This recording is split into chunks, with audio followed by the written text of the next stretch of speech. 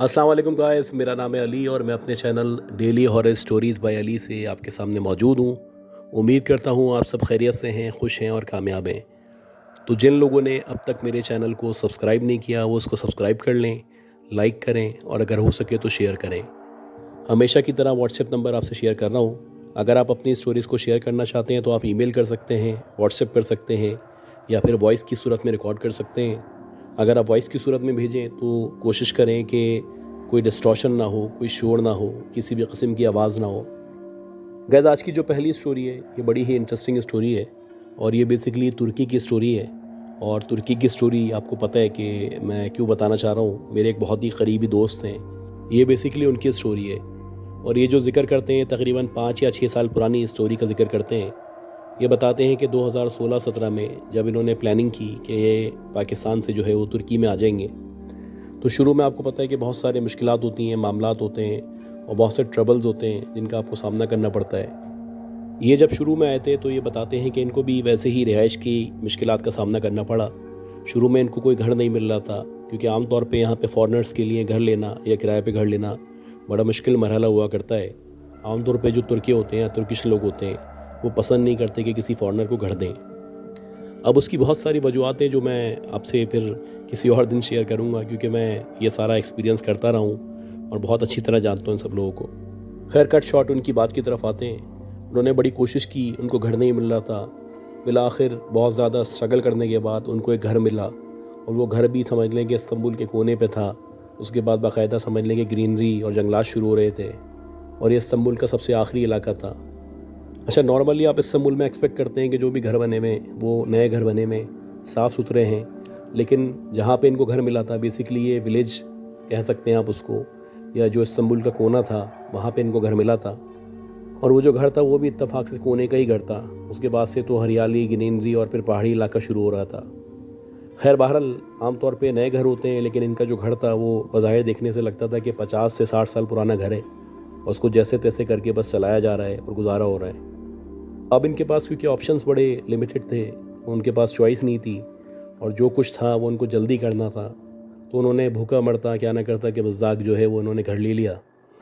खैर, जैसे तैसे करके फिर वो घर में शिफ्ट हुए और जो भी छोटा मोटा सामान था वो इन्होंने लेके उस घर में पहुंचा दिया। अब ये बताते हैं कि अभी मुझे शिफ्ट हुए 3-4 दिन ही गुजरे थे कि मुझे कुछ अजीब सा एहसास होने लगा। मुझे ऐसा लगता कि जैसे मेरे साथ भी घर में कोई और मौजूद है। बाकायदा ऐसा महसूस हो सके जैसे कोई मूवमेंट है जो हो रही है या कोई आना जाना किसी का लगा हुआ है या कोई ना कोई है जो मेरे अलावा इस घर में मौजूद है। अच्छा, अब ये बताते हैं कि जाहिर सी बातें ऑप्शंस लिमिटेड थे, चॉइसेस थी नहीं, पैसे भी कम थे, नया नया सिलसिला था, अपने आप को समझाना था, गुजारा करना था, कॉम्प्रोमाइज़ करना था। खैर, ऐसे ही हुआ कि इन्होंने जैसे तैसे करके गुजारा करना शुरू किया, लेकिन वो जो प्रेजेंस थी वो दिन ब दिन बढ़ती चली जा रही थी। अब ये बताते हैं कि जो दूसरा इंसिडेंट हुआ उसके मुताबिक रात के तकरीबन 1 या 1:30 बजे का टाइम था। थोड़ा सा आपको मैं बताता चलूँ कि मेरा ताल्लुक़ है तो मैं आपको बता दूँ, इस्तांबुल में आम तौर पे 7 या 8 बजे के बाद आप एक्सपेक्ट नहीं कर सकते कि ज़्यादा लोग होंगे। 7 या 8 बजे के बाद ज़्यादातर लोग जो है वो अपने घरों में चले आते हैं और ख़ास तौर पे आजकल जो वेदर चल रहा है उसके बाद ये बहुत मुश्किल है कि आपको नज़र आए। और अभी तो स्नोफॉल होने वाली है और जब स्नोफॉल होगी तो आपके लिए मुश्किल हो जाएगा कि लोगों को देख सकें। खैर, ये पाकिस्तानी थे, कराची की इनको आदत थी, तो रात को 2-3 बजे तक जागना इनका मामूल था। अब ये बताते हैं कि 1:30 या 2 बजे का टाइम था कि एकदम ये टहलते टहलते गैलरी की तरफ आ गए। अब मैंने आपको बताया था कि जो इनका घर था वो बहुत कोने वाला, बल्कि सबसे आखिरी घर था। उसके बाद से ग्रीनरी या हरियाली शुरू हो जाया करती थी। अब ये टहलते टहलते जैसे ही ये उस गैलरी में हरियाली की तरफ आए तो इनको महसूस हुआ जैसे कि कोई सामने खड़ा हुआ है या कोई काला सा साया है जो उनके गैलरी के कोने पे मौजूद है। पहले तो ये समझे कि हो सकता है कि मालिक मकान या उसका जानने वाला कोई हो, या हो सकता है कि नीचे बराबर वाले घर से कोई और आ गया हो। काफ़ी देर तक ये खड़े रहे और वो जो साया था वो इनके सामने देखते ही देखते लंबा होना शुरू हो गया। अब आप सोचें कि आपके सामने कोई एकदम से साया लंबा होना शुरू हो जाए तो आपकी क्या कैफियत होगी। खैर, इनकी भी हालत टाइट हो चुकी थी और इनकी समझ से बाहर था कि अब क्या करें। अब ये यही सोच रहे थे कि मैं क्या करूं, पीछे मुड़ने की मेरी हिम्मत नहीं है, आगे तो मैं जाने का तसव्वुर भी नहीं कर सकता। इसी दौरानिए में वो जो साया था इनके करीब आया और जैसे ही वो मुड़ा तो उसकी बाकायदा लाल आंखें थीं और बहुत ही कोई काला सा शख्स था।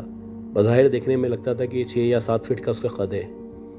वेल, जैसे ही वो इनकी तरफ मुड़ा तो उसने इनको कहा कि तुम यहाँ से जितना जल्दी हो सके वापस चले जाओ, क्योंकि यहाँ पे हम लोग रहते हैं और यहाँ पे तुम लोग नहीं रह सकते। अब ये बताते हैं कि जब मैंने सुना तो ऐसा लगा कि जैसे मेरी जान निकल गई है, और मेरी जो सांसें थी बज़ाहिर ऐसा लग रहा था कि ऊपर की ऊपर हैं और नीचे की नीचे हैं।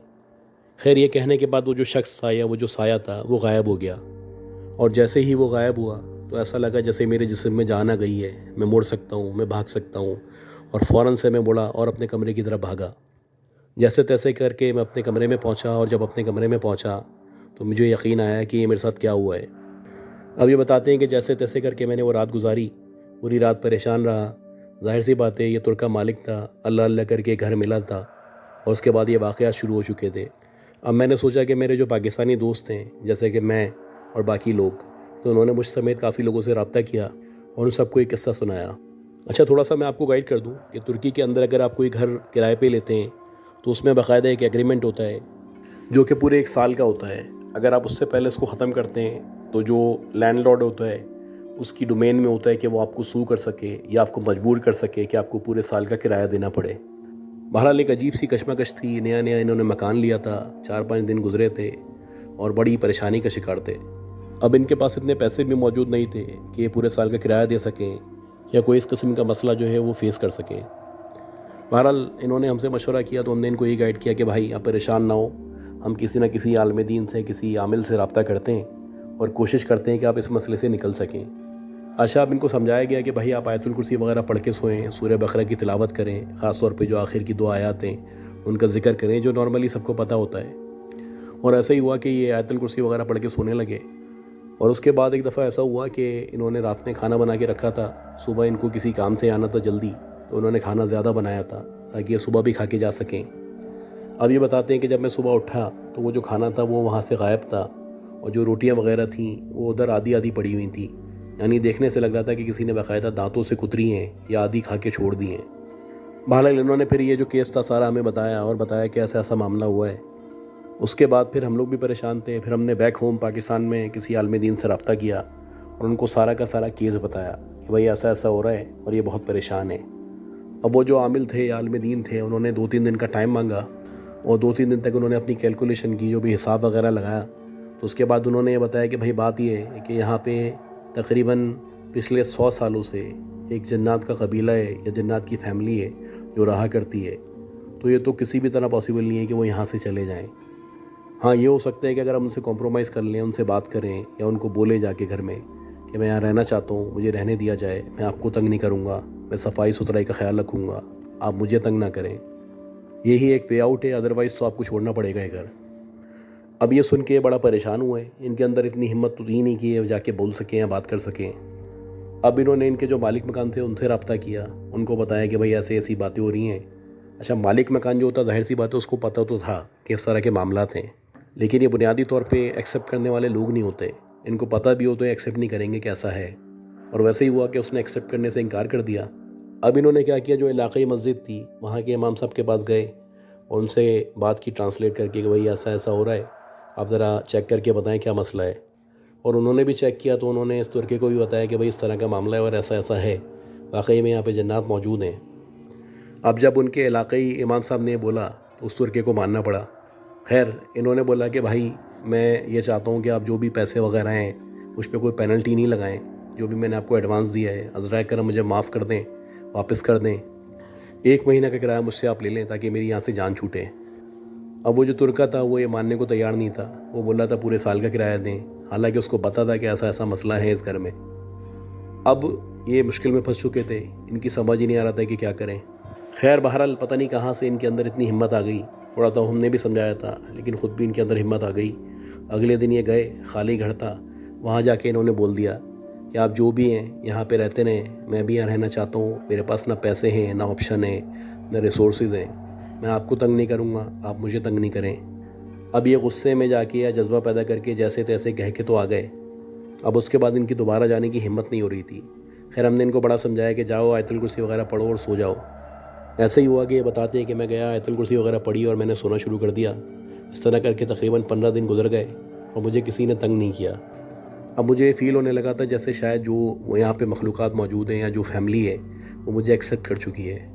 बहरहाल इसी दौरानिए में इनकी बहुत अच्छी सी जॉब लग गई और इनके जो हालात थे वो बेहतर से बेहतर होते चले गए। अब ये बताते हैं कि इसी तरह मैं एक रात थी, ऑफिस से वापस आया, सोने लगा, मेरी आंख लग गई। तो तकरीबन मैंने 2 या 3 बजे का टाइम था, मेरी आंख खुली तो मैं दोबारा से उठा और बाहर अपना जो कॉरिडोर था या गैलरी थी उस तरफ टहलता हुआ आया। मेरी आदत थी कि मेरी रात में आँख खुल जाती थी तो मैं सिगरेट वगैरह पी लिया करता था, क्योंकि यहाँ पे सर्दी बड़ी ज़्यादा होती है। खैर, ये बाहर टहलते हुए गए और वहाँ पे जाके इन्होंने देखा कि अगेन वही एक काला सा साया है जो वहाँ पे खड़ा हुआ है। अगेन इनकी वैसी हालत हो गई कि इनसे हिला ना जाए, कुछ बोला ना जाए। इनकी जो है हालत बहुत ज़्यादा ख़राब हो चुकी थी, बहुत बुरी तरह ये डर चुके थे। बहरहाल ये वहाँ पे साकित खड़े हुए थे और ये देख रहे थे कि अब उधर से क्या रिस्पॉन्स आता है। ऐसा ही हुआ कि वो जो साया था वो एकदम से इनके करीब आया। वैसे ही उसकी लाल आँखें थीं, बहुत खौफनाक शक्ल थी और वैसे ही 6 या 7 फीट का उसका कद था। बहरहाल वो जो साया था इनके करीब आया और इनको कहने लगा कि अब आप यहाँ पे आराम से रहते रहें, हमें आपसे कोई शिकायत नहीं है, पाकी नापाकी का ख्याल रखिएगा और हम चाहते हैं कि अब आप यहाँ पे रहें, हम आपसे बहुत खुश हैं। ये कहने के बाद वो जो साया था वो देखते ही देखते गायब हो गया और जैसे ही वो साया गायब हुआ तो ऐसा लगा दोबारा से जैसे इनके अंदर जान आ चुकी है। इनके हाथ पैर मूव करना शुरू हो गए और ये भागते हुए अपने कमरे की तरफ गए। वहाँ गए तो इनकी सांस फूली हुई थी, इन्होंने पानी वगैरह पिया और ये रिलैक्स हुए।